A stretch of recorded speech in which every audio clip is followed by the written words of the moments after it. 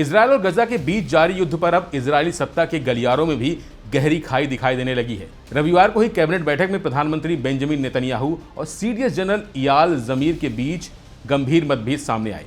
नमस्कार, मैं हूं प्रवीण और आप देख रहे हैं वन इंडिया हिंदी।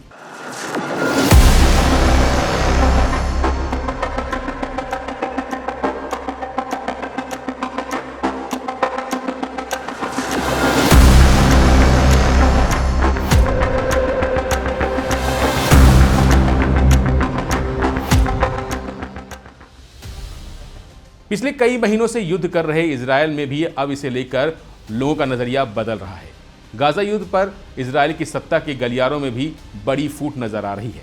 प्रधानमंत्री बेंजामिन नेतन्याहू और सेना प्रमुख जनरल इयाल जमीर आमने सामने आ गए हैं और वजह है युद्ध विराम का प्रस्ताव और बंधकों की वापसी।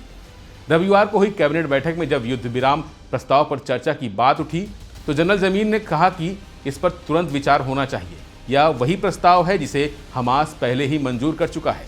इस प्रस्ताव के तहत 60 दिनों की अवधि में 10 जीवित बंधकों की रिहाई और 18 शवों की वापसी शामिल है। इस अवधि के दौरान गजा में युद्ध विराम रहेगा और सैकड़ों फिलिस्तीनी कैदियों को इजरायल से जेलों से रिहा किया जाएगा। साथ ही शेष बंधकों की रिहाई पर भी बातचीत जारी रहेगी। लेकिन प्रधानमंत्री नेतन्याहू ने इस पर चर्चा तक से इनकार कर दिया।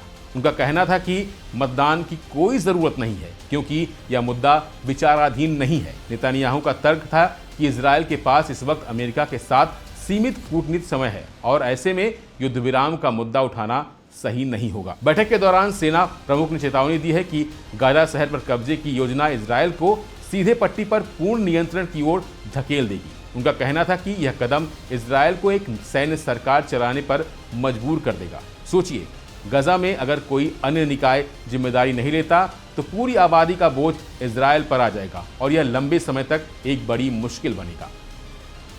यानी साफ है, इजरायल की सरकार के भीतर ही गजा युद्ध को लेकर गहरी खाई बन रही है। एक तरफ नेतन्याहू सख्त रुख अपनाए हुए हैं, वहीं सेना प्रमुख का कहना है कि यह कदम उल्टा भारी पड़ सकता है। अब सवाल यह है कि क्या नेतन्याहू अपने रुख में बदलाव करेंगे या फिर गाजा पर और बड़ा सैन्य अभियान छेड़ देंगे। इस टकराव का असर सिर्फ इजरायल पर ही नहीं, पूरी दुनिया की राजनीति पर पड़ने वाला है।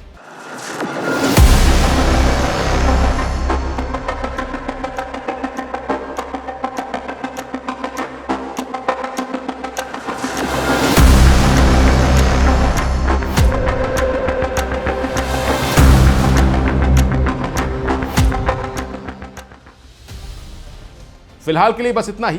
बाकी अपडेट के लिए बने रहिए वन इंडिया हिंदी के साथ। नमस्कार। Subscribe to One India and never miss an update. Download the One India app now.